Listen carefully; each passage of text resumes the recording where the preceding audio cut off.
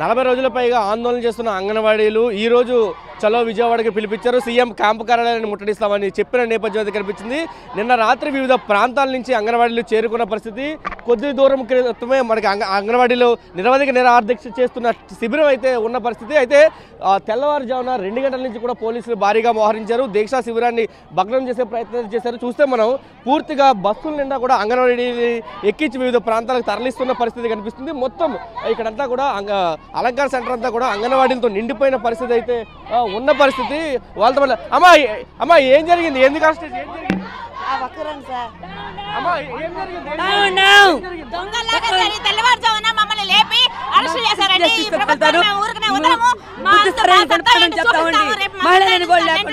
మమ్మల్ని నిర్దాక్షిణ్యంగా కఠినంగా అందరినీ బస్సు ఎక్కించారు. ఇది పరిస్థితి చెప్తున్నారు. తెల్లవారుజామున 2 గంటల నుంచి కూడా పూర్తిగా పోలీసులు అయితే ఇక్కడికి చేరుకున్నారు. మొత్తం అంతా కూడా ఏ అంగన్వాడీలు ఎవరిని కూడా ఇక్కడ రానివ్వకుండా పూర్తిగా వాళ్ళే ఉన్న పరిస్థితి అయితే కనిపిస్తుంది. మొత్తం పోలీసుతో అంగన్వాడీ సెంటర్ అంతా కూడా ఈ ధర్నా చౌక్ అంతా కూడా నిండిపోయిన పరిస్థితి కనిపిస్తుంది. ఈ అన్ని వాహనాలని ఆర్టీసీ వాహనాలన్నింటినీ కూడా పోలీసులు పూర్తిగా అంగన్వాడీ వాళ్ళని ఎక్కించి తీసుకెళ్తున్న పరిస్థితి అయితే కనిపిస్తుంది. అంగన్వాడీ వాళ్ళు ఉన్నారు, వాళ్ళతో మాట్లాడదాం. అమ్మ ఎక్కడి నుంచి వచ్చారు? సార్ మేమండి ఎలమంచిల ప్రాజెక్టుకి వచ్చామండి. మమ్మల్ని ఏమని చాలా ఇబ్బంది పడతారు. నిద్ర లేకుండా తిండి లేకుండా 42 రోజుల నుంచి మేము పోరాడుతున్నాము. ఆయన పోరాటం న్యాయం చేయకుండా మమ్మల్ని జగన్ గారు ఈ విధంగా ఇబ్బంది పడుతున్నారు. ఇంట్లోని పిల్లలతో ఎంతో ఇబ్బంది పడుతున్నాము. అతను అడిగిన దానికి మేము పోరాడుతున్నామండి. అతనే నిజాయితీగా చెప్పారు, తెలంగాణ కన్నా 1000 రూపాయలు ఎక్స్ట్రా చేసి మీకు ఇస్తామన్నారు. పోలీసులు వచ్చి మమ్మల్ని ఏమైనా నిద్ర లేకుండా వచ్చి అందరిని ఏమని కొట్టి టెంట్లు విరగొడేసి అందరిని ఏమని జీపులు ఎక్కించేసి తీసుకెళ్ళిపోయారు. ఇది న్యాయం కాదండి, అన్యాయము. ప్రజల మీద చాలా ఇబ్బంది పడుతున్నారు, చాలా బాధలు పడుతున్నారు. ఇలాంటి పోలీసులు ఏమని ఇలా మమ్మల్ని బాధపడుతుంటే దేశాన్ని వాళ్ళు ఏం కాపాడతారండి? దేశానికి ఏం న్యాయం చేస్తారు? మేమేం చేయలేదు.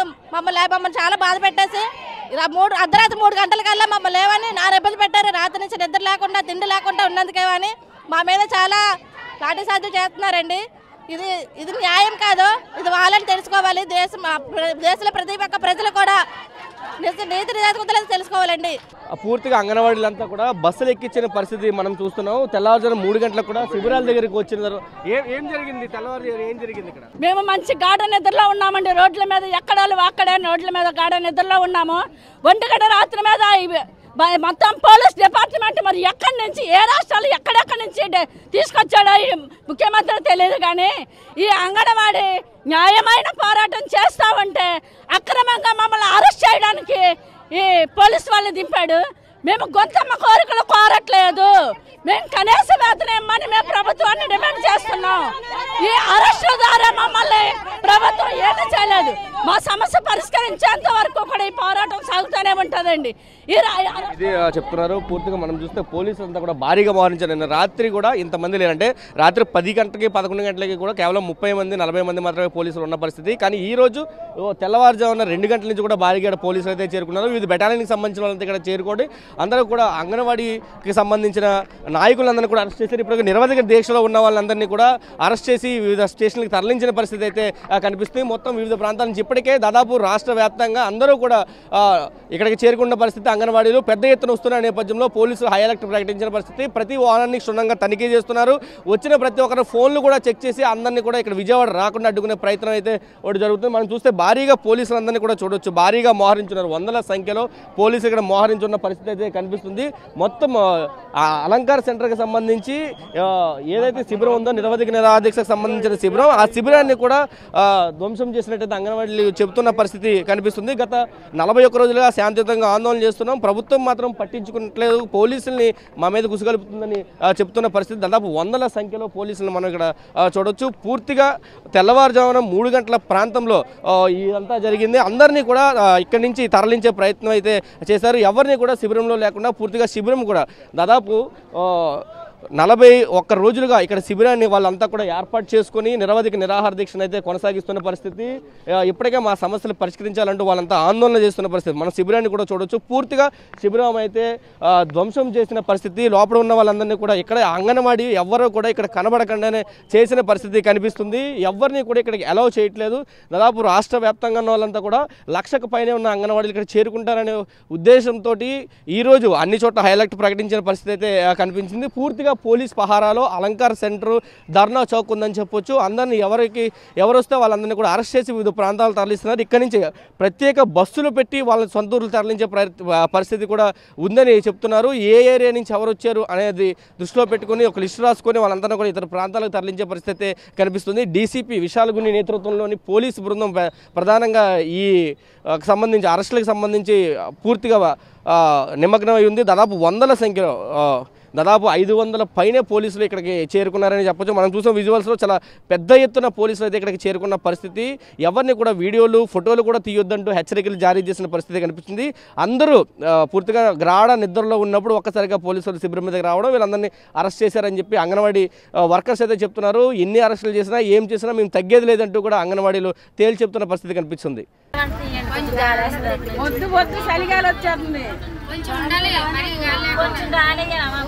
ఈ రోజుకి మేము 40 రోజుల నుంచి నిరాహార దీక్ష చేస్తున్నాం. అందులో ఈ అమ్మాయి 6 రోజుల నుంచి కూడా నిరవధిక నిరాహార దీక్షలో కూర్చుని ఈ రోజుకి ఏమి ఆహారం తినకుండా నీళ్ళు తాకుండా అలా ఉంది. కానీ ఈరోజు చాలా అన్యాయంగా కూడా పోలీసులు మమ్మల్ని బస్సు ఎక్కించేసి ఈరోజు ఏలూరు గ్రామం అంతా కూడా అలా తిప్పుతూనే ఉన్నారు. కానీ ఏ స్టేషన్కి తీసుకెళ్ళట్లేదు, ఏమీ చేయకుండా ఉదయం 6:30 వరకు తిప్పి అప్పుడు వదిలేద్దామన్న ఉద్దేశంతో వాళ్ళు ఉన్నారు. అలా మాట్లాడుకోవడం జరుగుతుంది. మమ్మల్ని అలాగే ఏలూరు అవుట్స్కట్స్కి తీసుకెళ్ళి ఎక్కడ ఊరు బయట వదలొచ్చని చెప్పేసి అనుకుంటున్నారు. ఈ అమ్మాయిని 108కి ఫోన్ చేయండి, ఈ అమ్మాయిని హాస్పిటల్కి జాయిన్ చేస్తామని చెప్తున్నా కూడా చాలా నిరంకుశంగా కూడా ఈ పోలీసులు అర్థం చేసుకోకుండా ఈ అమ్మాయిని ఇలాగే ఉంచేశారు.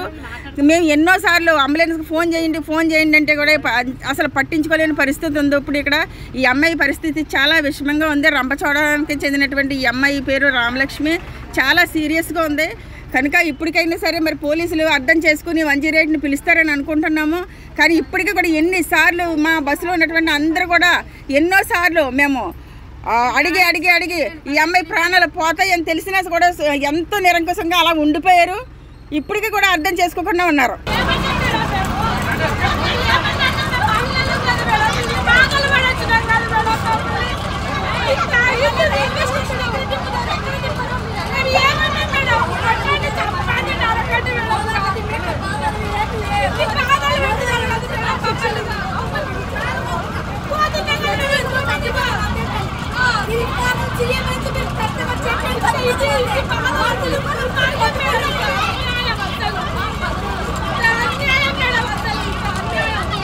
ఈరోజు అర్ధరాత్రి 3 గంటల సమయంలో కొన్ని వందల మంది పోలీసులు హఠాత్తుగా విజయవాడ నిరాహార దీక్ష శిబిరం మీద దాడి చేసి కరెంటు పీకేసి టెంట్లు పీకేసి వేలాది మందిగా ఉన్నటువంటి అంగన్వాడీ వర్కర్స్ అండ్ హెల్పర్స్ని అక్రమంగా అరెస్ట్ చేయడాన్ని సిపిఎం తీవ్రంగా ఖండిస్తున్నది. ఒకవైపు వాళ్ళు న్యాయమైన మాకు వేతన సమస్య తేల్చండి, గతంలో మీరు అంగీకరించినట్టు జీవోలు ఇవ్వండి, గ్రాట్యుటీ విషయాన్ని తేల్చండి అని చెప్పి వాళ్ళు అడుగుతుంటే వాటికి జీవోలు ఇవ్వకుండా మేము అన్నీ పరిష్కరించేసాం వేతనం తప్ప అని చెప్పి ప్రభుత్వం తప్పుదారి పట్టించి తప్పుడు ప్రచారం చేస్తుంది. వాస్తవం ఏమిటి అంగన్వాడీలకు తెలిసి ఇది అంగన్వాడీలు వాళ్ళంతా వాళ్ళు స్వయం కల్పితమైనటువంటి ఉద్యమం. ఇది ఎవరో ప్రోత్సహిస్తే బయట నుంచి చేసేటువంటిది కాదు.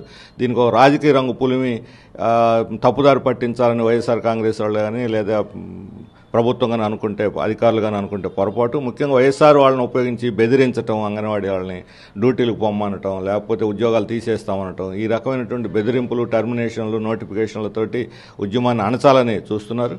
అందుకని వాళ్ళు పట్టుదల చూస్తే ఏమైనా చేసుకో మా పోరాటం మాత్రం ఆగదన్నటువంటి పట్టుదల వాళ్ళల్లో కనిపిస్తున్నది. ఇప్పటికైనా ప్రభుత్వం ప్రతిష్టకు పోకుండా దీన్ని ఇంకా ఏదో చేసేద్దామని అనుకుంటే ఇప్పటికే వాళ్ళు మితిమీరి వ్యవహరిస్తున్నారు. ప్రజల సానుభూతి అంతా అంగన్వాడీ వర్కర్స్ మీద ఉన్నది. క్రమంగా అది ప్రభుత్వ వ్యతిరేకతగా కూడా మారుతుంది. అలాంటి దుస్థితి నెత్తి మీదకి తెచ్చుకోకుండా ప్రభుత్వం చర్చలు చేసి సామరస్యపూర్వకంగా వాళ్ళకి సమస్య పరిష్కారం చేసుకుంటే మంచిది. లేకపోతే ఇప్పుడు ఈరోజు జరిగిన నిర్బంధం మీద మేము ఇప్పటికే స్పందించాము. మొత్తం అన్ని చోట్ల అన్ని పార్టీలు, అన్ని ప్రజా సంఘాలు అందరూ కూడా కలిసి నిర్బంధాన్ని తీవ్రంగా ఖండించి అక్కడక్కడ నిరసన తెలియజేయాలని చెప్పి మేము పిలిపించాము. అందరితో సంప్రదించి ఇంకా వీళ్ళకి అండగా ఏం చేయగలం అనేటువంటిది కూడా ఈరోజు మేము నిర్ణయాలు చేసుకుంటాం.